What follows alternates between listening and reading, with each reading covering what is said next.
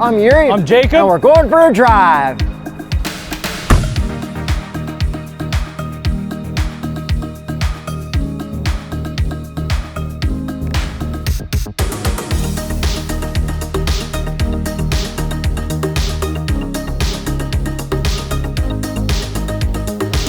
(2022) Infiniti QX55 Sensory all-wheel drive without launch control.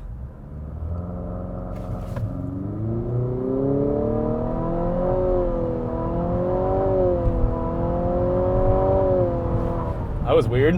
Horsepower and torque. 268 horsepower, 280 pound-feet of torque from a 2-liter turbo 4-cylinder. And this is a coupe SUV that kind of competes with the GLC, Audi Q5, and the X4. Yeah, so it's, I would say, my favorite looking in that category.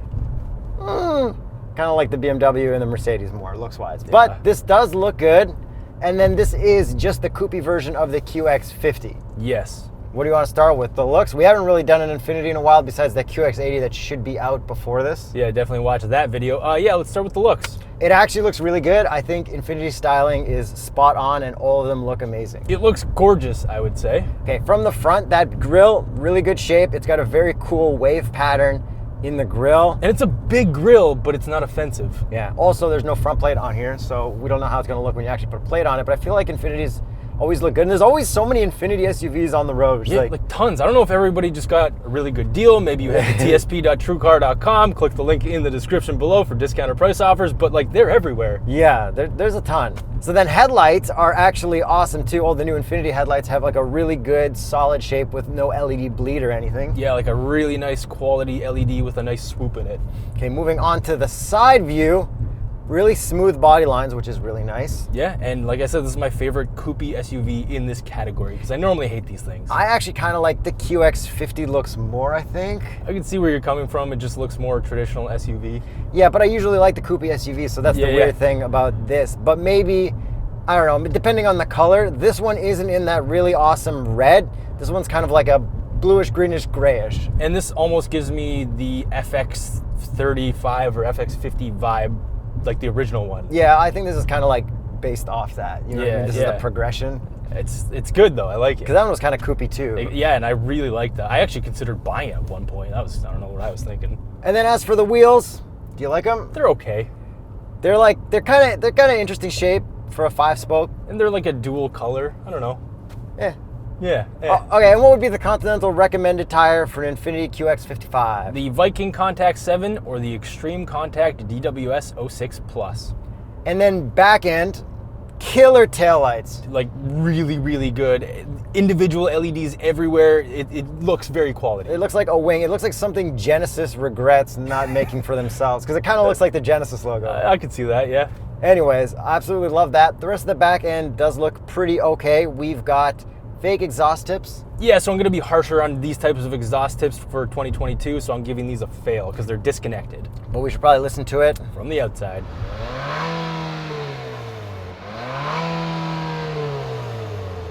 And what does it sound like from the inside in eco mode? We're going to try to get the CVT to hang. Go for it.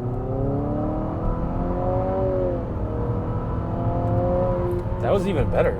Yeah, it still like shifts gears and everything. I wonder if there's different pumped in audio because it does sound really pumped in somehow. Okay, so this is sport. Oh yeah. They definitely pump that in. Yeah, it's not the worst sound. It sounds kind of like how Lexus does like a natural sounding kind of pumped inness where it's like vibraty or something. Yeah, this thing has like a weird tone to it. I don't really like it. It's kind of whiny. Yeah, but honestly, it's not that fast of a car and it's not something that I'm really going to be like laying it on the whole time, right? No, not really. Okay, actually, let's see how fast it is.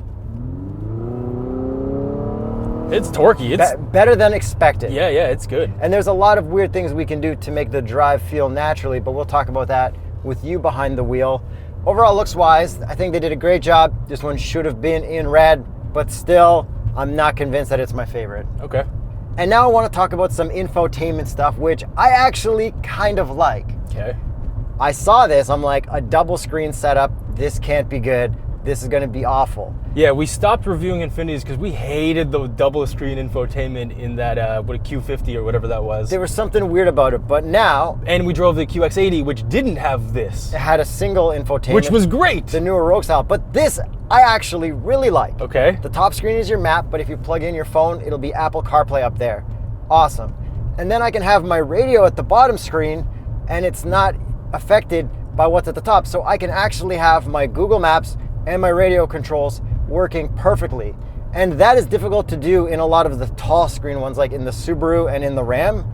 I have no issues with this. We got hard buttons, volume knobs, seek left and right. Like, yeah, no, you're right. And I think it's owing to the fact that this is slightly updated. This is kind of like the Nissan updated, nice glossy version, because this screen up top looks very old in comparison to this one. So they're totally different resolutions. That's just because it's like a bad map. Once you have CarPlay, it looks normal. I would give this my shockingly surprised that this infotainment is as good as it is of the year. Okay. Like, no issues. I would be fine living with this. All right. But what about the 360 cameras and the backup camera quality? Low quality, however, very accurate. I liked it in the Rogue. It'll get the job done. Yes, but not high quality. But not high quality. But it gets the job done accurately, which is still really good. And then this does have the pretty good radar cruise lane keep. I'm pretty sure it's exactly the same as the Rogue, which we liked. Yes, the whatever Nissan Intelligent View, but whatever the Infiniti version's called. Yeah. Infiniti Intelligent View. It's got that same icon, yes, with the circles around it, but the QX80 had the same icon, but it didn't have this system. Yeah, the good lane keep, it had the adaptive cruise. And to end off my time in here, it does have a Bose sound system. It does sound really good. And it's now your turn to get into the weird and somewhat okay driving stuff of this car. Yes. Traction off, sport mode, paddles, brake boost.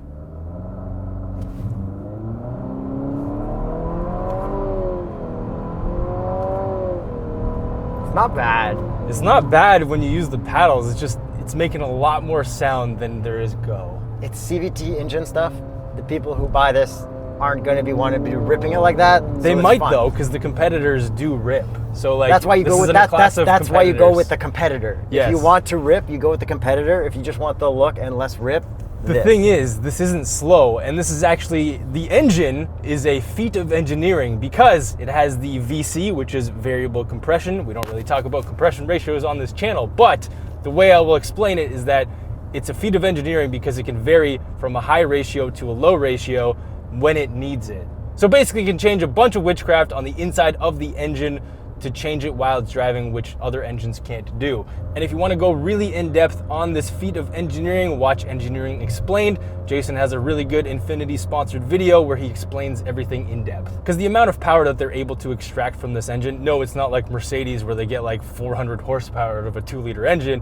This is still different because you're supposed to get better fuel economy and stuff like that too. Yeah, very cool to do that right before everything goes electric anyways. Yeah, pretty much. Apparently it took them like 20 or 30 years of like working on this engine to actually get one into a car, and then everything's going electric now. But anyways, this CVT sucks. So basically what they did is they bolted this really cool engine to a CVT, which completely ruins it because we drove the QX80, did not have a CVT, and that transmission was totally fine. It was actually pretty quick. Yeah, that car, we like that more, but I mean, if you're doing fuel efficiency and all that stuff, you know, CVT makes sense. Sure, because then you also get the sound, which isn't a luxury feature. Like this, it just makes a lot more sound than you want it to because it's a CVT. But like Infiniti isn't as luxurious as a Mercedes or a BMW anyway, so like, you know. Yeah, no, but it should be. They just haven't enabled it to be. They have an excuse for it to not be as luxurious. It's like Acura. It's like, you know, it's not a BMW, it's not a Mercedes. So if it's kind of chilling in the middle, cool. Okay, so the next thing that sucks is this shifter. So the problem I have with it is it's a little bit dinky, and the fact that I have to press it in, every time I press in this little button where my middle finger has to press, my skin gets caught in it, and then it's just, it sucks. Like it almost pinches my skin every single time. That's not good for you. No, it's annoying. The good thing is there's not a lot of gloss black down here and really throughout this interior. Yeah, and the materials on the interior, if we just show a general shot, it's really cool the way it wraps around the infotainments, the red and the black, and on the seats. It's swoopy. Everything looks of high quality. There's not much cheapness going on, I would say. I like it.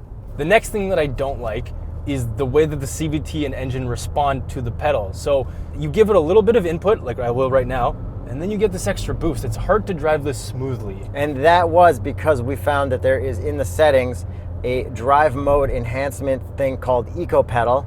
And I think what it does is, so say you put your foot to 25% throttle, it'll take its time to get to 25% throttle.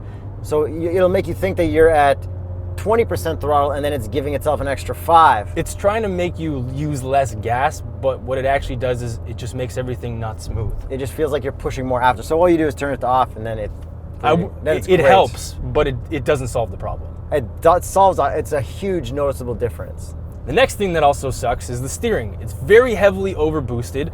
I have no feel in this. You can also change the steering feel through 4 different modes. Again, a little bit confusing. Too many drive modes, too many customizations, too many things that customers probably won't be able to find, because we have trouble digging through these confusing menus to even find the stuff. Yeah, but me zoned out driving and just like putting along, doing my normal stuff, didn't really hate the steering at all. It didn't like pull me away like the M240i where, like, you know, say you look at a bird and all of a sudden you're a lane over. It was just like normal, whatever. So that's overall the stuff that I hate the most. Everything else is actually quite nice. If I had to nitpick another thing, it would be that the gauge cluster is too similar to Nissan's gauge clusters. I would say identical, but yes. The steering wheel's cool though. Yeah, that's slightly different than the one that we had in the QX80, which is exactly the Armada. So let's talk about some suspension and handling. Suspension is actually really good. There's no issues with the damping or anything like that. Still really comfortable on the sportier side, but not too sporty, not too stiff. Now I'm gonna take this turn very sharply. Let's address the handling, and it's not bad. You can feel and hear the traction control kicking in, but I mean, it's all-wheel drive. It's kind of doing stuff here and there. You got through that quick, and that was on all standard steering, not even all dynamic. Oh, here we go. Look at that. That's not bad. That's not bad. Not. I mean, this isn't Cliche Corner, but not bad for your job site. Okay, and then other stuff that I like in here are materials here. This is a very cool wood, and I like the way it swoops around. Like, that looks really good. Nothing in here. You think it's real? I'm knocking on it. Man, I can't tell anymore, but it looks good. Everything in here looks really good, and these seats are very comfortable. One of the more comfortable seats we've sat in. Yes, exceptionally comfortable. Maybe they took a lesson from Nissan with their space seats, because these are very, very nice. And they look really cool. The red is really nice. The two-tone is nice. I do like them. Oh, by the way, heated and cooled.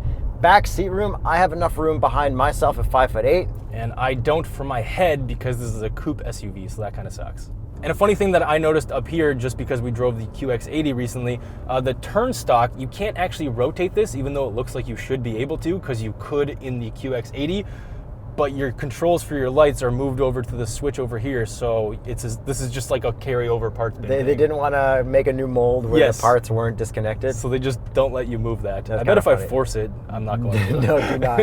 And then trunk room, to open the trunk, we actually click the little triangle in the Infiniti logo, which is cool. And there's a surprising amount of room there. I'd say like almost similar to the Tiguan, even though it was a hatch like forward-wise. So if you're putting in a stroller, you can actually just like slide it all the way in lengthwise. Yeah, and it also looks like a decent amount of room with the seats folded down. And quickly on the drive modes, if you press the D mode button, because I guess they couldn't fit drive. D mode! So you got personal, sport, standard, and eco, which is the right amount of drive modes, just the customizations within them are a little bit too much. Okay, check this out. So if I go to personal, I think if I go to... So now you have to use the lower screen. Yeah, and then like... I think this is the stuff for personal, but I don't really know. Because this is the drive mode selector, yeah. But then active trace control and active engine braking, does that apply to everything or just personal? A little confusing, eh? It is confusing. And then let's do some of our favorite tests. Visors. 3, 2, 1. Good job. Perfect, both sides, and cup holders. Fit cups, great. Just fine. And it's a USB and USB-C there, which is cool. Do we have wireless charging? No, but we have wireless CarPlay. Ooh. So no. So I feel like that's pretty much everything with this Infiniti QX55, and it's probably about time we get to the price. So this starts at $51,995 Canadian. And this Sensory edition is $64,293. I think it's an appropriate price for what it's competing against and what options it has and how it drives. So if you're okay with a lot of weirdness, but also good lookingness, yeah, you could probably consider one of these. And comfort. This might be more comfortable than the competition. Like, there's no way a Mercedes and BMW is more comfortable seats than this. I would say there's a way. They're gonna make it a Mercedes. They're gonna make it race seats or something. They'll make an option in a seat. Yeah, they'll make an option.